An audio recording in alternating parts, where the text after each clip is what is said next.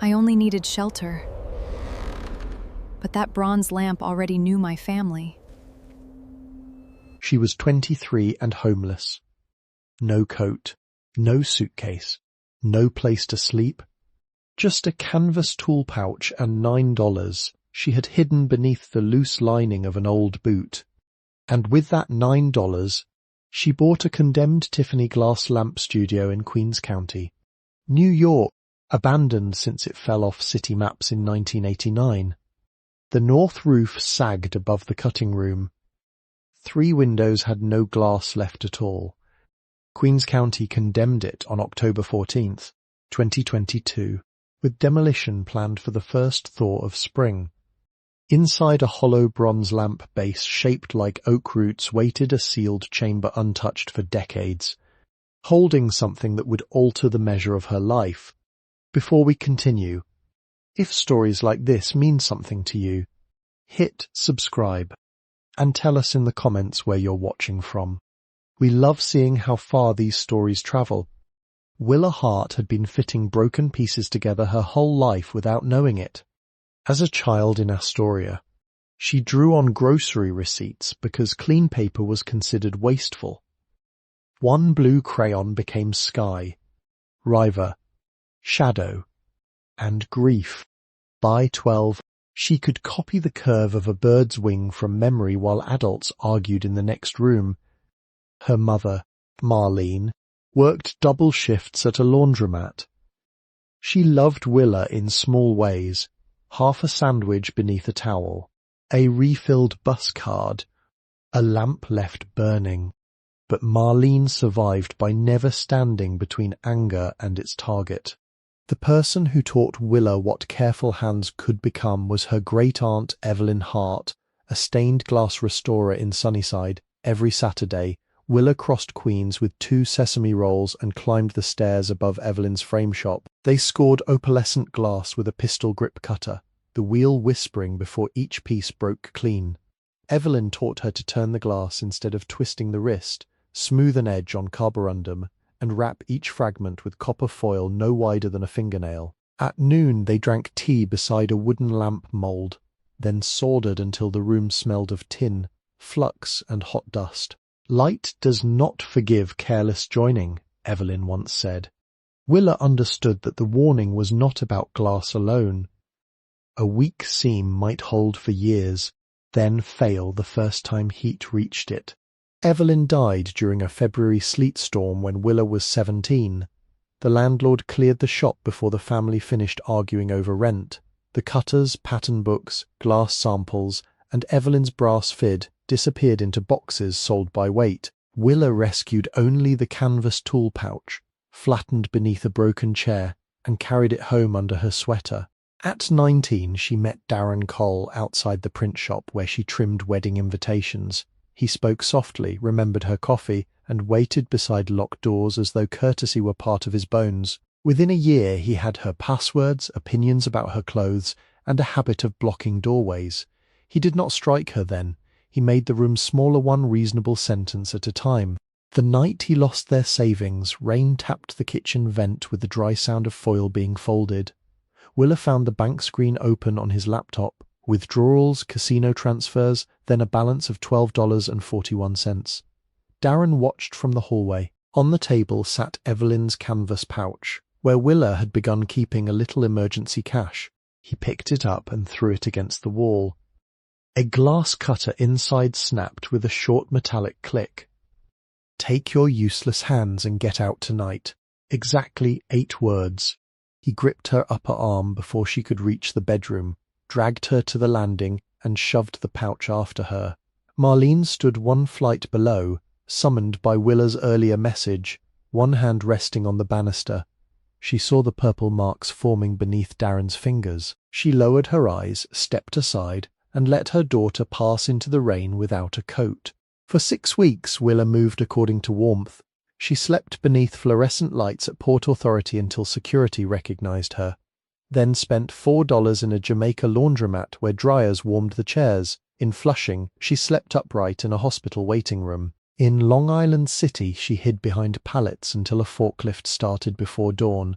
Her money fell to $6.75, then $4.20, then one crumpled dollar and coins. She washed in library sinks, wrapped newspaper beneath borrowed sweatshirts, and learned which church vestibules stayed unlocked.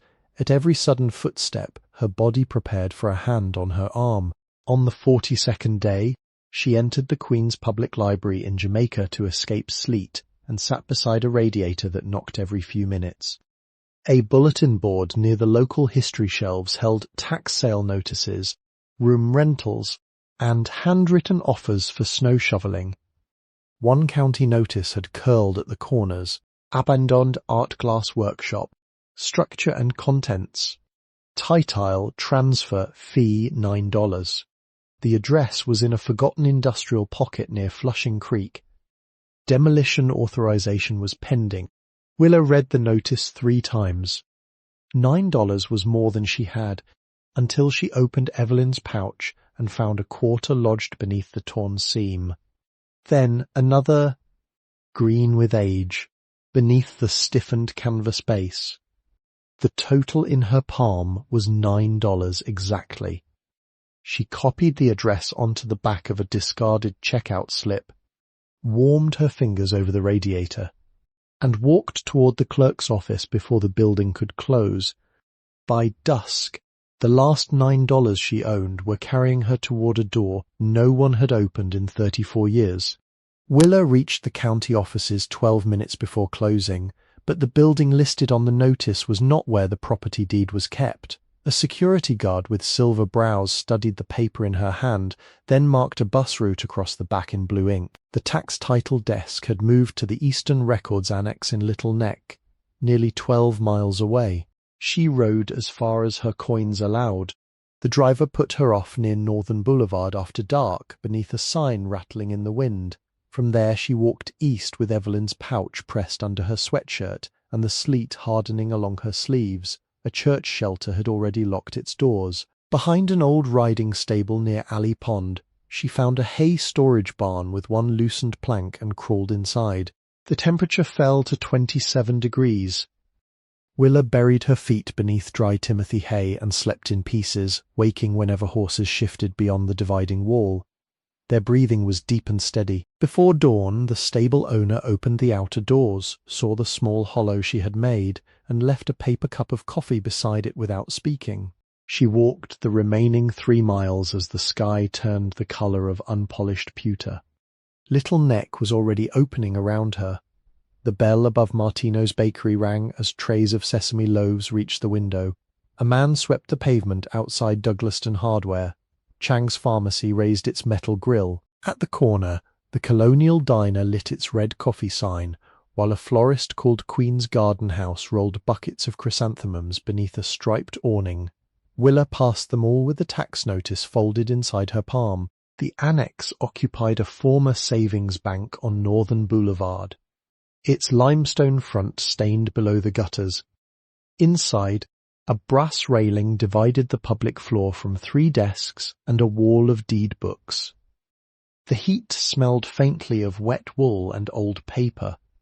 Behind the last desk sat a woman with one clouded eye and a pencil secured through her grey bun. Her nameplate read MRS. Beatrice Calloway. Senior title, Clerk. Willa laid the notice and $9 on the counter. Mrs.? Calloway looked at the money first, then at Willa's wet sleeves. You understand the structure has no occupancy certificate? Yes, ma'am. You understand the roof may fail under snow? Yes, ma'am. You understand the city will not restore utilities? Yes, ma'am. You understand every debt after transfer becomes yours? Willa placed both hands flat on the counter so the trembling would not show. Yes, ma'am. The clerk pulled a deed packet from a wire basket. Several sections had already been crossed out because the city was selling the building as abandoned salvage rather than habitable property. Willa signed where the woman pointed. Title transfer, liability release, environmental acknowledgement, emergency demolition waiver. Mrs. Calloway counted the money twice. She slid 8 bills and 4 quarters into a narrow drawer, then pressed a brass county stamp into black ink. The stamp struck the deed with a sound like a small door closing. "Take Northern Boulevard west to Marathon Parkway," she said. "Turn toward the rail line. Then follow the service road behind the old meter works. The pavement ends beside a chain-link fence. Your building is beyond the second gate." She began fastening the pages with red tape, then stopped. "Hart," she said. Willa looked up. The clerk's finger rested on the signature. "Were you related to Evelyn Hart?" The room seemed to tighten around the quiet question. "She was my great-aunt, Mrs." Calloway leaned back. Her clouded eye remained still, but the other sharpened with recognition. "I knew her hands before I knew her name," she said. "She repaired the leaded transom above this bank when I was a girl. Later, she came here asking about the Vale studio records." Willa touched the edge of the counter. "What studio records?" "The property you just bought, Mrs." Calloway opened a lower cabinet and removed a thin index ledger. The entry had been written in faded green ink, "Val Decorative Glass Works. Later Hart Vance Art Lamps." A transfer notation from 1957 named Evelyn's mother, Lillian Hart, as a design assistant and partial beneficiary. No final inheritance deed had ever been recorded. Evelyn searched for the surviving parcel, the clerk said. But the street numbers changed after the expressway work. The city treated the shop as an unclaimed industrial shell. "Did she ever find it?" "Not while I was here, Mrs." Calloway folded the deed into a brown envelope.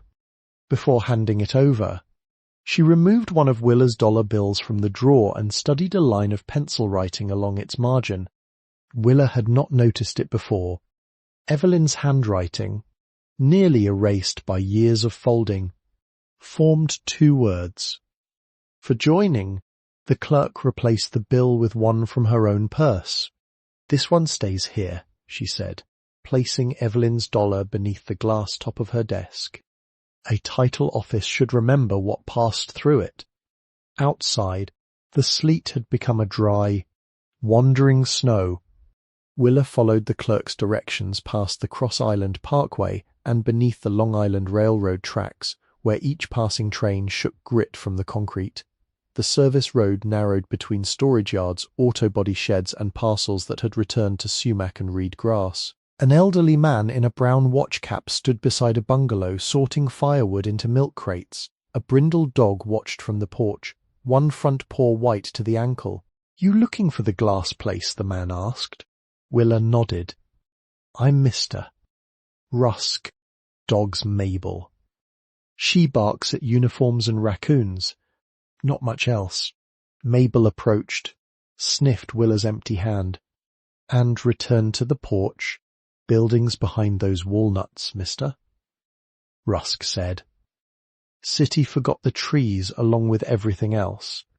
The black walnut trunks stood beyond the broken fence, straight and bare against the afternoon. Their roots had lifted the asphalt into long ridges. Willa crossed between them and saw the studio whole for the first time.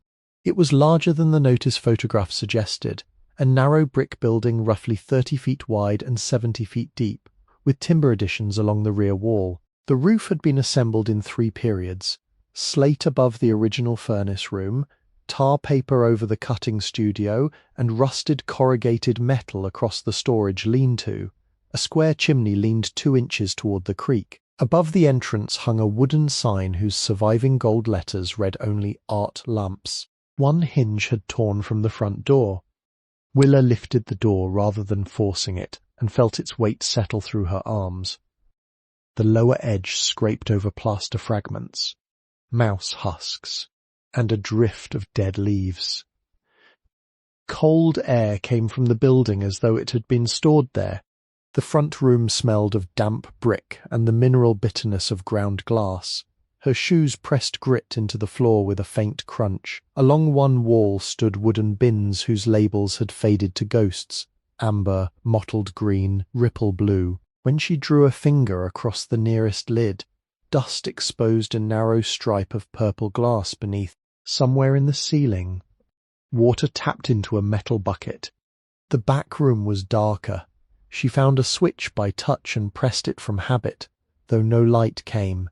Her fingers came away greasy with soot. A soldering iron lay broken across a bench, its wooden grip split lengthwise. Beside it, half of a dragonfly lampshade rested on a hemispherical mould, every wing cell wrapped in oxidized copper foil. Cobwebs bridged the unfinished spaces. Willa leaned close enough to smell old flux, sharp and medicinal beneath the dust. A freight train passed, trembling the floorboards. From a shelf came the delicate chime of two glass pieces touching.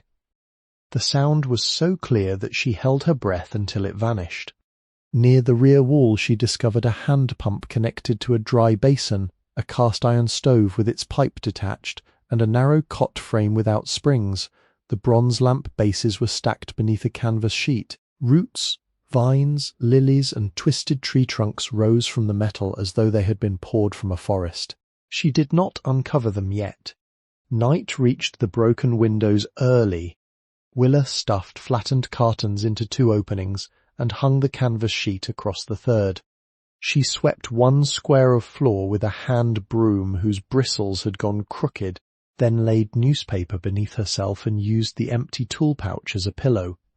The brick held no warmth. Every part of her touched something hard. Yet the door was shut. No one stood on the other side deciding whether she could remain. No footsteps crossed the hallway. No voice changed the rules after she had obeyed them.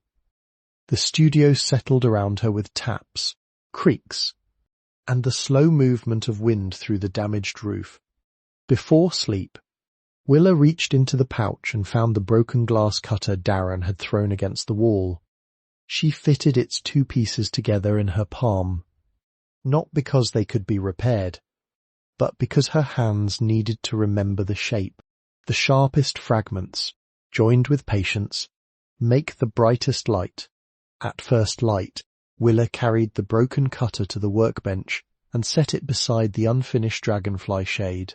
Then she began learning what the building required from her before it would allow anything else. The hand pump gave no water on the first day.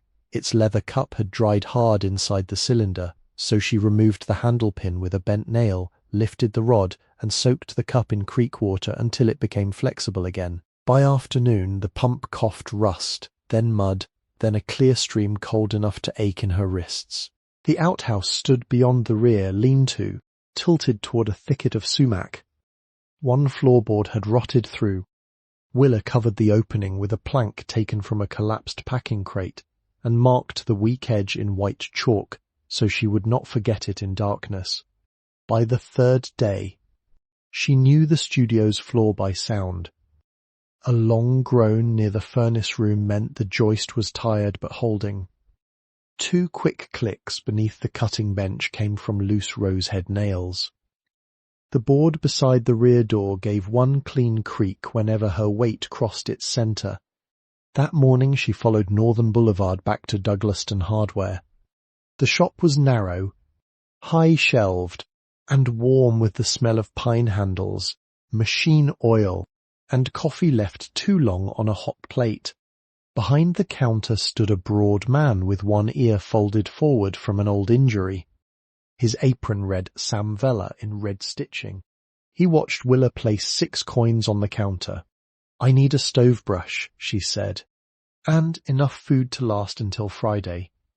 Sam looked at the soot on her sleeve. "You bought the glass shop." She waited. Mr. Rusk told Doris. Doris told everyone before breakfast. Willa counted the coins again. "Then everyone knows I cannot afford both." Sam took a ruled account book from beneath the register and opened it to a clean page. "Name, I cannot promise when I'll pay." "I asked your name," she told him. He wrote Willa Hart, glass shop, then pushed a small paperback across the counter.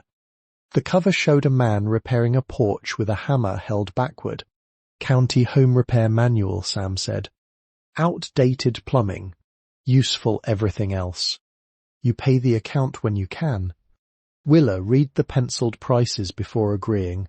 Chimney brush, $6.80. 2 lengths of stovepipe, $4.20 each. Furnace cement, $2.75. Work gloves, Thone 90 kerosene, $3. A sack of rice, 89 cents. Sam added a box of wooden matches without writing it down. Back at the studio, she studied the chimney chapter twice, then tied the round wire brush to a length of sash cord. The roof was too weak to trust, so she worked from below. She removed the stovepipe, sealed the fireplace opening with damp feed sacks, and pushed the brush upward through the flue 1 foot at a time, rotating it on every 3rd stroke. The first fall of creosote came softly. The second came like gravel. Black flakes collected behind the sacks, some dry and glassy, others thick with tar. Twice the brush caught where the chimney narrowed above the smoke shelf. Willa pulled it down, wrapped the head with cloth to change the angle, then sent it upward again. She worked for 5 hours, rested her arms and worked for 3 more. When the cord finally moved cleanly from firebox to chimney cap, she opened the feed sacks. Nearly 2 buckets of creosote lay on the hearth.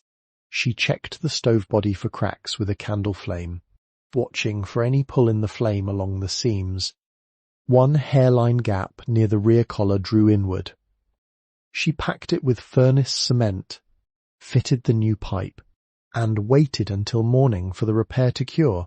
The first fire began with 3 twists of newspaper, dry walnut twigs, and 1 split board from a broken crate. Smoke hesitated beneath the stove lid, then rose through the pipe and drew clean. Willa held her hands over the iron until the stiffness left her fingers. For supper, she cooked rice in a dented enamel pot and stirred in half a can of beans Sam had placed at the bottom of the hardware sack. Steam gathered beneath her face. The food had almost no salt, but it was hot, and she ate sitting on the floor with her back against the stove. Afterward, she began taking account of the workroom. There were 7 wooden forms for lampshades, each built from narrow staves and marked with numbered pattern lines. A steel grozing plier rested inside a drawer beside 3 rolls of blackened copper foil. She found a glass grinder whose stone wheel had frozen in place, a lead mallet with rawhide faces, and a shallow tray containing hundreds of paper pattern pieces curled by damp. On the upper shelf stood 4 crates of opalescent glass. Most sheets were ordinary remnants, cloudy cream, streaked green, amber mottled like weak tea. Beneath them, wrapped in brittle tissue, lay fragments whose surfaces held colours that shifted when she moved them. Violet became copper, blue deepened toward peacock green. Even in the grey room, the glass seemed to keep a low light of its own. Favrile. Evelyn had called glass like that once, though Willa had never held a true piece. She returned each fragment to its wrapping. The unfinished lamps occupied the far wall. One was a border of wisteria without its crown. Another had 6 magnolia petals soldered to a mould but no background glass. Beneath the bench stood 9 bronze bases, dense with dust and green oxidation. Willa uncovered them one at a time. The smallest bore 3 cattails. 2 were shaped like twisting vines. One had a woman's hand rising from water, palm open beneath the lamp stem. The largest base resembled the roots of an oak gripping a low mound of earth. Its bronze surface had darkened nearly black in the hollows, while the upper ridges held a muted brown shine. When she tried to move it, the weight surprised her. She braced both feet and lifted again. The base rose from the floor, but not evenly. Something inside shifted with a muffled knock. Willa lowered it. She tapped each bronze root with the wooden handle of the grozing plier. Most gave the blunt note of solid casting. Near the rear, beneath a root that curved toward the cord opening, the sound changed. It was quieter and deeper. She measured the base by hand, then compared it with another casting of similar size. The oak root base weighed perhaps 18 pounds more. Along its underside, beneath packed dust, she found a circular cedar disc fitted inside the bronze core. It had been cut so precisely that the seam looked like a natural casting line. 3 shallow holes formed a triangle across its surface. Willa tried a screwdriver. The disc did not turn. She tried the points of the grozing plier. They slipped. At last, she found a steel divider in the pattern drawer, set its 2 tips into the outer holes, and used the broken half of a mallet handle as leverage. The cedar gave a dry sigh. A smell rose from inside the base, wood oil, metal, and paper kept away from weather. She stopped turning. The opening had waited decades. It could wait while she washed her hands. Willa heated water, scrubbed the black from beneath her nails, then returned with the enamel pot emptied and dried. She spread a clean flour sack over the bench and unscrewed the disc the rest of the way. Inside the bronze core lay 3 packages. The first was wrapped in oilcloth and tied with linen thread. Within it she found a diamond point glass cutter with an ivory handle, 2 narrow fid tools polished by use, and a small soldering iron whose copper tip had been filed to a perfect chisel. Each tool bore the initials E.H. The second package held favorile glass, not scraps but 24 carefully selected pieces separated by tissue. Some were feathered gold and crimson, others carried a blue iridescence like butterfly wings seen through rain. One narrow sheet seemed almost colourless until she turned it toward the window, when rose and green moved across it like breath. Beneath the glass rested a rolled drawing on linen-backed paper. Across the top, in Evelyn's hand, were the words "Light from Ashes." Willa did not open it. The third package was a rectangular tin box sealed around the lid with dark wax. She warmed the wax between her palms until it softened, then cut it with the edge of the broken glass cutter. The box contained money and a letter. Coins had been wrapped in groups with cotton cloth so they would not strike one another. There were Liberty Head $half, worn Morgan silver dollars, Indian head cents darkened to brown, and small gold pieces carrying an eagle on one side. Beneath them lay paper bills folded inside waxed linen. Willa counted slowly. She made stacks of 10 on the flour sack and recorded each amount with a carpenter's pencil. When her hands began to shake, she stopped, drank water, and started the count again from the beginning. The final total was $52,800, not $52,799, not $52,801. Exactly $52,800. At the bottom of the box lay a tarnished purple heart in a small cardboard case. The reverse was engraved Samuel Vance, 1944. The letter beneath it was folded into quarters and secured with a blue thread. Evelyn's name appeared on the outer face, written in a narrow hand Willa recognized at once. She did not read it. By then the room had gone dark, except for the stove and a thin grey light above the boarded window. Willa placed the money back inside the tin, wrapped the tools and covered the favorile glass. She returned nothing to the bronze base. Instead, she carried the 3 packages to the cot frame and set them where her body could touch them while she slept. But sleep did not come. She walked through the rear door and followed the frost-stiff grass toward Flushing Creek. Industrial lights trembled on the water beyond the reeds. A plane crossed low toward LaGuardia, its red beacon pulsing against the clouds. Willa stood with her hands inside her sleeves until the cold reached her shoulders. Behind her waited enough money to leave, a design she had not opened, and a letter in a dead woman's handwriting. The sharpest fragments, joined with patience, make the brightest light. Morning entered through the boarded windows in narrow grey strips. Willa fed the stove, heated yesterday's rice, and sat beside the cot with the blue-threaded letter resting on her knee. The handwriting on the outer fold leaned slightly forward, each capital made with the same deliberate pressure Evelyn had used when labelling glass patterns. Willa untied the thread. "My dear one, whoever you are, if you have opened the oak root base, then the city did not destroy this shop, and someone patient enough to hear the hollow place has come inside. My name is Evelyn Margaret Hart.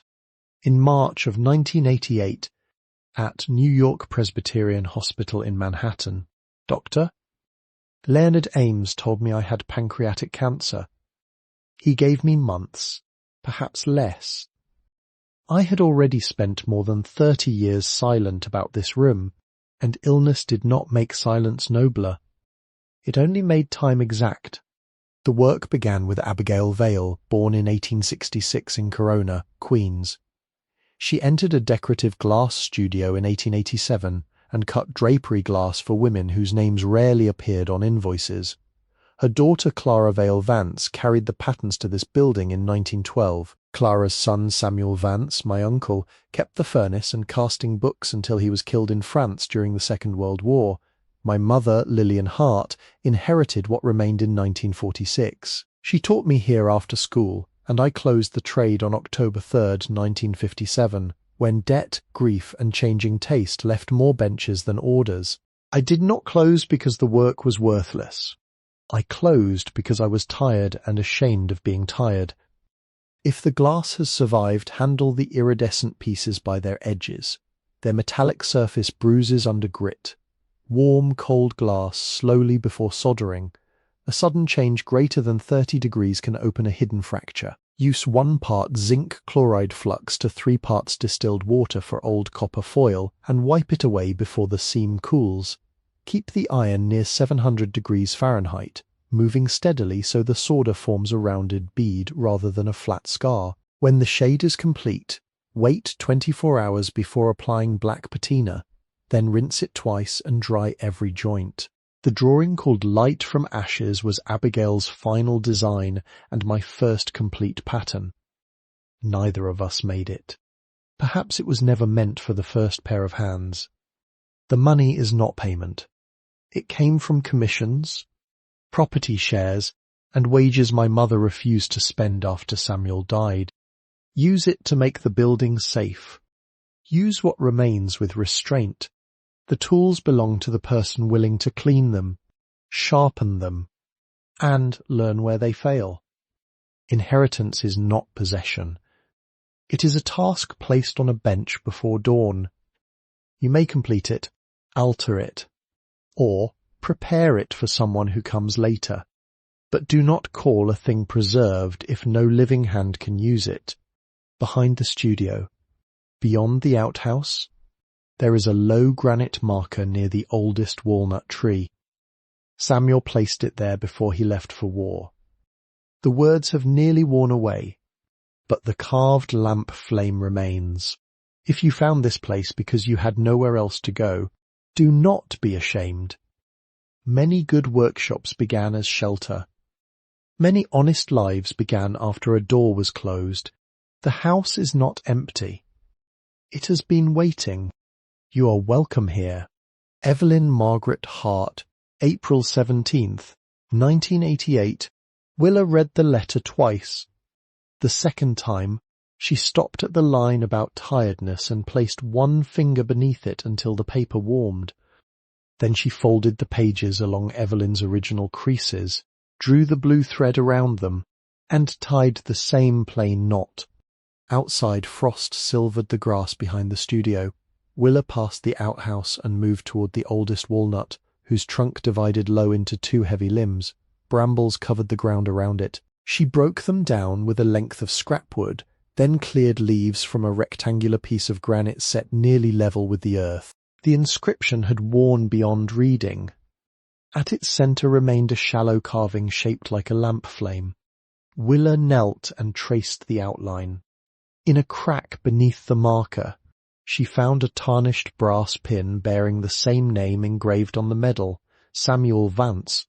She returned it to the soil, pressed the earth firmly around it, and placed one clean stone at the marker's upper edge.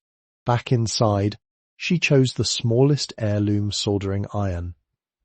Its copper tip was dark, but the wooden handle remained sound. She cleaned the metal with fine abrasive cloth, set the iron in the stove flame, and waited. When the copper grew hot, she touched it to a scrap of old solder. The metal melted into a bright, controlled bead. She did not join anything. She simply watched the tool become useful again. That afternoon, small kindnesses returned to her in a line she had not noticed while receiving them. The stable owner's coffee placed beside the hay, the blue route drawn by the silver-browed guard, Mrs. Calloway replacing Evelyn's dollar with her own, Sam Vella opening an account without asking for proof, Mr. Rusk pointing through the walnut trees while Mabel decided Willa belonged there. None of them had repaired her life. Each had lifted one edge when she could not lift the whole weight alone. Before this story moves on, think of one small kindness someone once gave you when they did not have to. Maybe it was a meal, a ride, an unlocked door, or a sentence spoken at the right hour. Tell us about that kindness in the comments, and let the person's generosity travel a little farther. That night, Willa wrapped the letter in oilcloth and placed it beside the favorile glass. The ivory-handled cutter lay near her shoulder, the tin box beneath the cot, and Evelyn's warmed soldering iron within reach of her hand. For the first time since the kitchen door had closed behind her, Willa slept without listening for footsteps. The first snow came on December 2nd, 6 inches laid quietly over the walnut roots and the broken asphalt. By morning, meltwater had found 3 new paths through the cutting room ceiling. Willa read the roofing chapter in Sam's repair manual 3 times. The roof measured 28 by 36 feet on its damaged section. Allowing for overlap and waste, she calculated 12 squares of asphalt shingles, 4 rolls of 15-pound felt, and nearly 16 pounds of galvanized roofing nails. Sam Vella delivered the materials on the hardware truck. From beneath the seat, he brought out a roofing hatchet with a leather-wrapped handle. "My brother used this," he said. "It should work again." The next morning, a thin man in a navy wool cap appeared carrying a ladder. His name was Arthur Bell, 71, a retired roofer whose left hand lacked the tip of one finger. "I heard you were climbing up alone," he said. "I cannot pay you." "Good. Then we won't waste time arguing price." They worked 11 days. Arthur showed her how to sister a sound rafter beside one split along the grain, driving bolts through both members rather than trusting old nails. They snapped chalk lines across the felt so each shingle course stayed square with the eaves. He taught her to set roofing nails with 3 strokes, 1 to start, 1 to seat, 1 to finish flush. On the 4th day, he tapped a nail with his thumbnail. That nail's proud. Willa reached for the hammer. Pull it. By December 14th, the final ridge cap lay straight beneath a pale afternoon sky. Snow remained in the shaded yard, but inside the studio the buckets stood empty. Willa climbed down, folded the ladder, and listened to water dripping from the eaves instead of through the ceiling. January exposed what fire had hidden. The chimney bricks above the roofline were spalling, their outer faces lifting in thin red shells. Mortar near the crown powdered beneath Willa's fingers.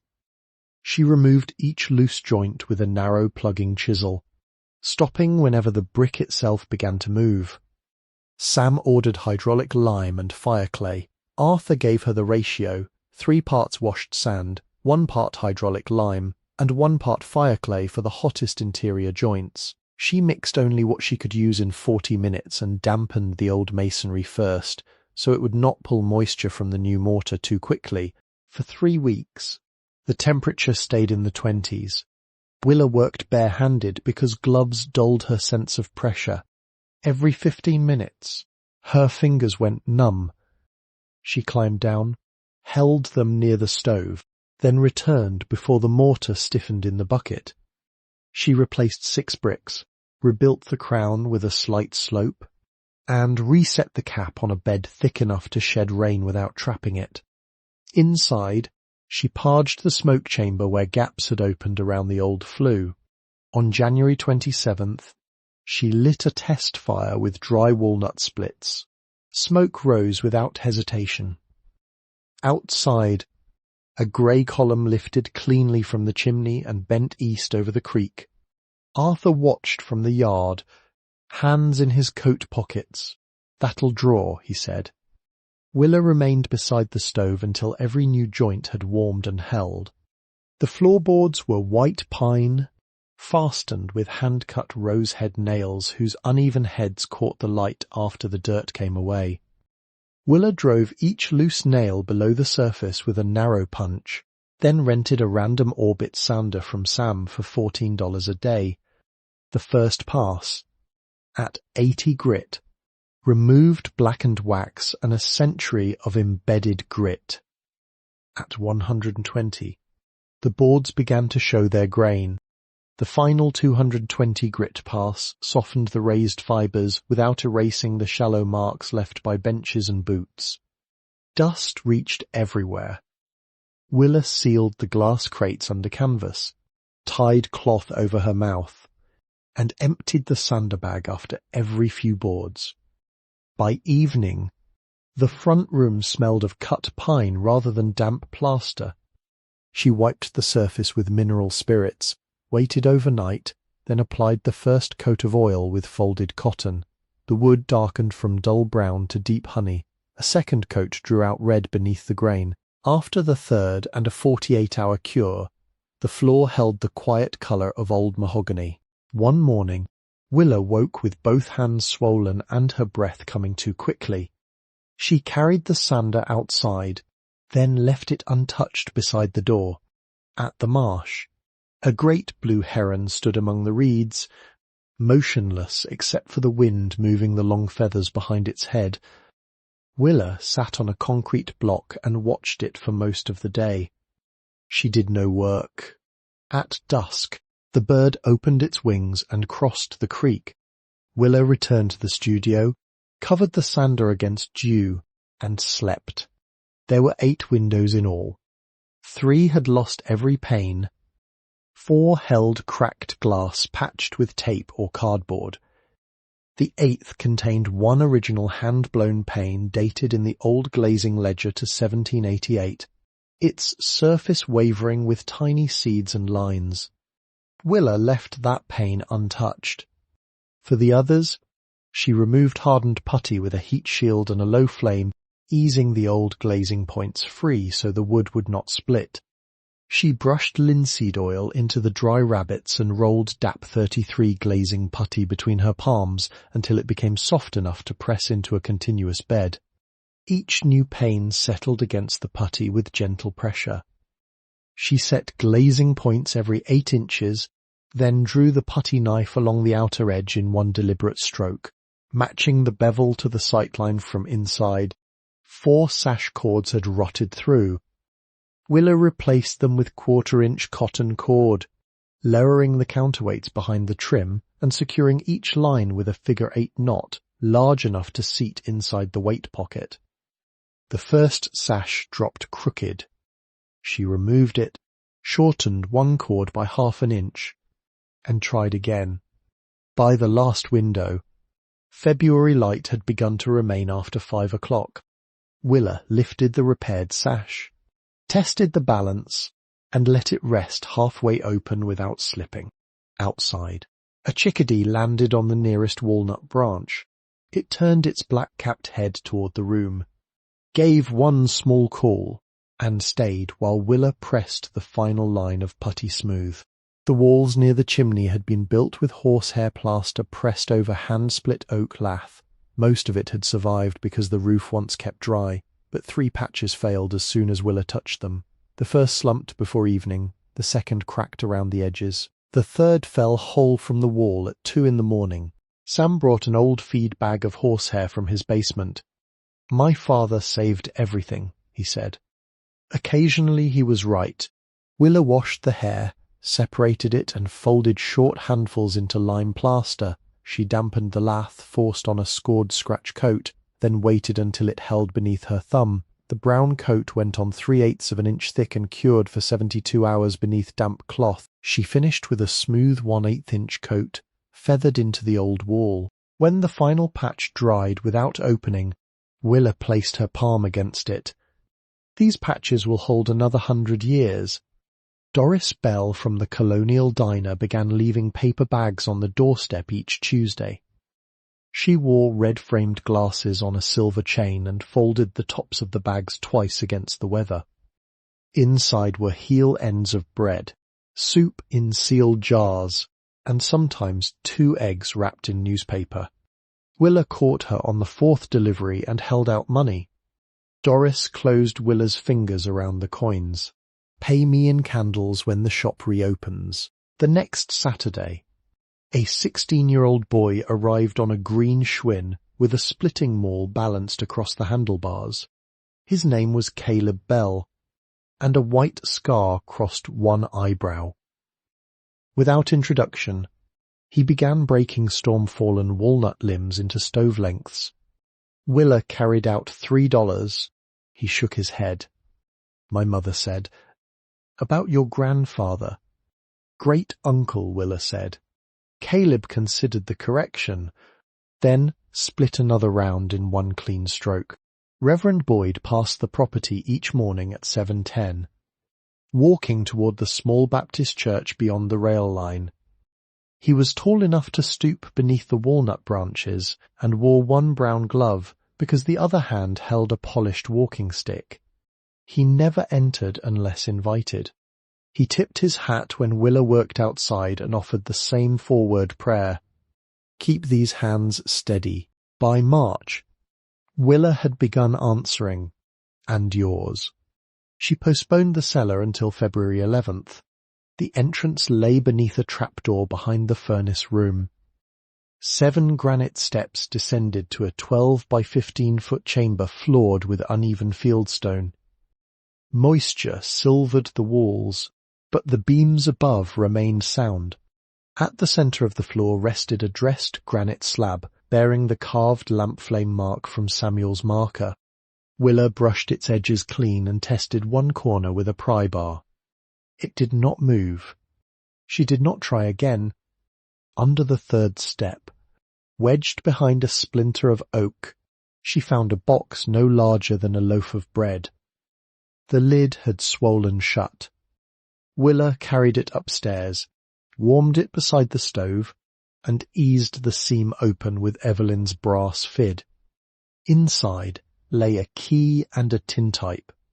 The key was old brass, its bow shaped like a dragonfly with 4 narrow wings. The tintype showed a young woman standing outside the studio in the summer of 1903. One hand held a glass cutter. Behind her, the walnut trees were little more than saplings. The woman had Willa's narrow chin, Willa's heavy eyelids, and the same slight bend in the left little finger.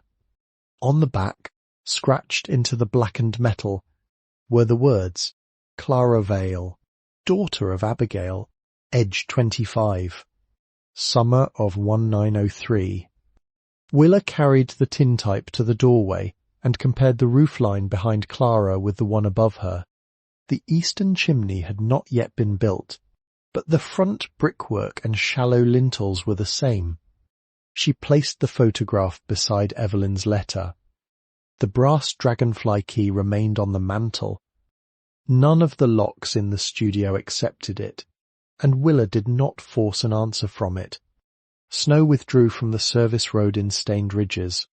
Flushing Creek grew loud against its banks, and the walnut branches opened pale green catkins that scattered dust across the repaired windows. Willa cleaned the cutting table but did not begin light from ashes. The design required hundreds of pieces, and her hands remembered only fragments of Evelyn's teaching. She decided that spring would belong to practice. She would spend 1 coin from the cash on copper foil, solder, flux, and small sheets of ordinary glass. The favorile pieces would remain wrapped until she could cut without waste. Her first sample was a 6-inch square divided into 12 leaves. 2 cuts ran wide. 1 foil seam lifted. The solder bead flattened where she held the iron too long. She kept it. The house was patient. So was she? 2 winters later, on December 18th, 2024, Willa completed the first lamp made in the studio since its closing. It was not light from ashes. She chose a smaller pattern from Clara Vale's ledger, a low shade of winter leaves 28 inches around, built from 112 pieces of amber, cream and muted green glass. She cut each piece against the paper pattern, ground it until the gaps held no more than the width of a thumbnail, then wrapped the edges in copper foil. The soldering took 2 days.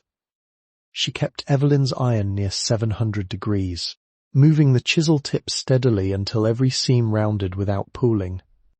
After the shade cooled overnight, Willa washed away the flux, waited 24 hours, and applied black patina. When she set the shade on the cattail base and switched on the bulb, light entered the room through every patient joining. The studio no longer smelled abandoned. Lime plaster had dried pale against the repaired walls. The white pine floor reflected the stove in long brown bands. Tools hung above the cutting bench in the order her hands reached for them: cutter, grozer, fid, brush, iron. The surviving pane from 1788 remained in the eastern window, bending the winter yard into soft waves. The dragonfly key waited on the mantel. Its answer came during the following spring. Caleb was clearing dead branches beneath the oldest walnut when his maul struck metal hidden behind a fold of bark.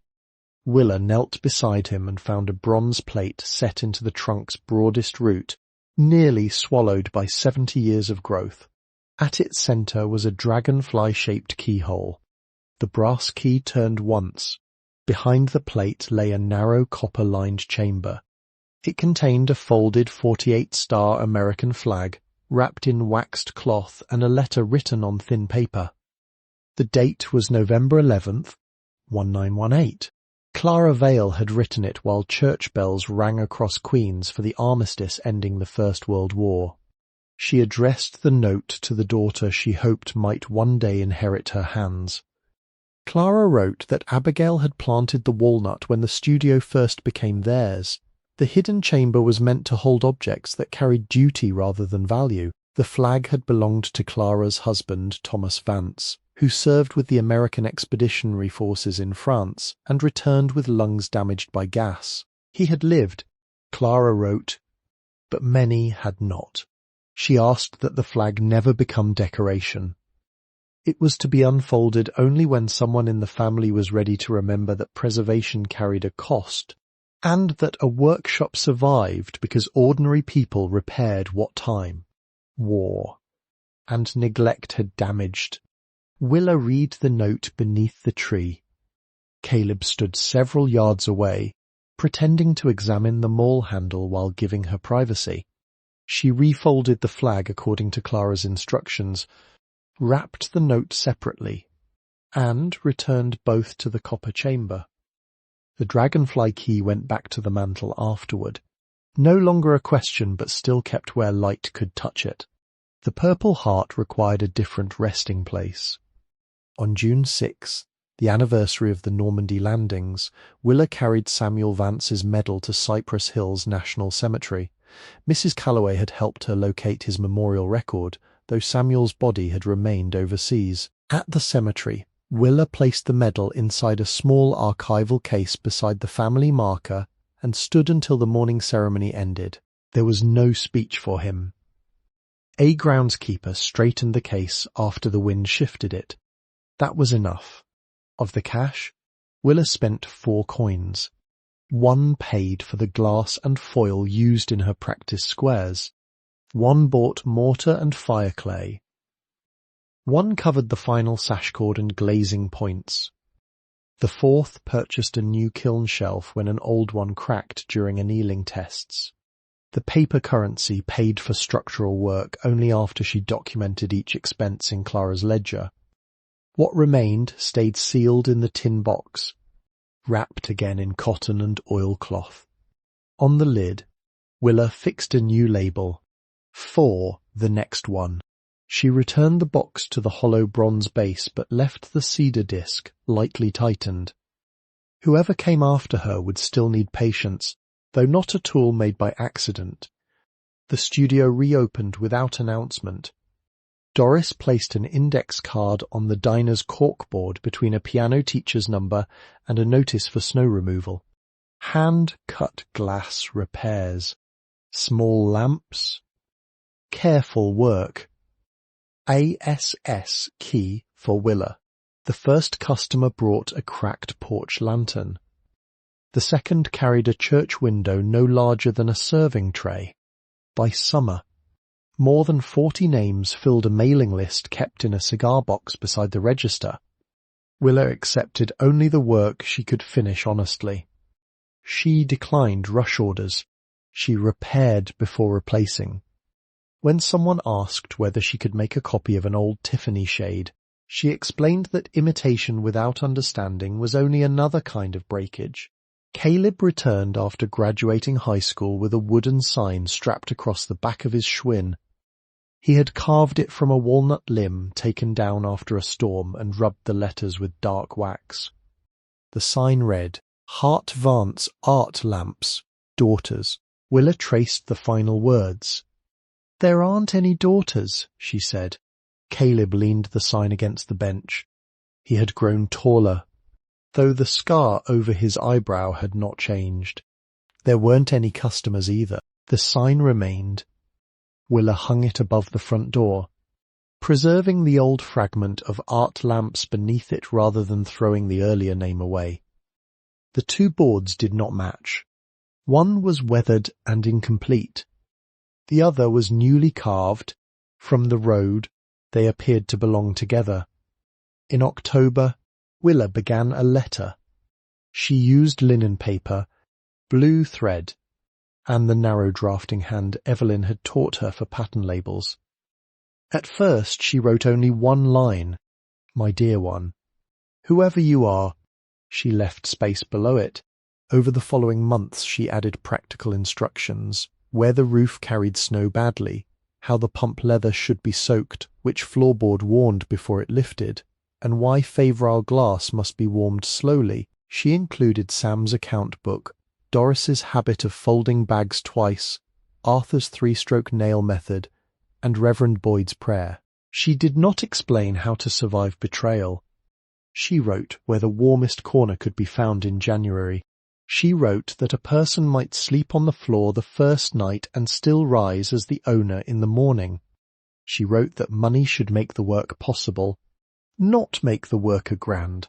Then, near the closing, she copied the sentence that had followed her from the studio floor to the restored cutting table. The sharpest fragments, joined with patience, make the brightest light. Willa signed no date. The letter was not finished because her work was not finished. She wrapped it in oilcloth and placed it beside Evelyn's drawing of light from ashes, which still waited uncut. Some mornings, Willa unrolled the design and studied one section. She traced the ash-grey background, the rising amber centre, and the wings formed from the rare glass hidden in tissue. Then she rolled it closed again. Waiting had ceased to mean neglect. At dusk, she locked the front door, crossed the clean floor, and lowered the stove damper. Light from the winter leaf lamp moved through the surviving old pane and fell across the walnut roots outside. The Tiffany glass lamp studio waits.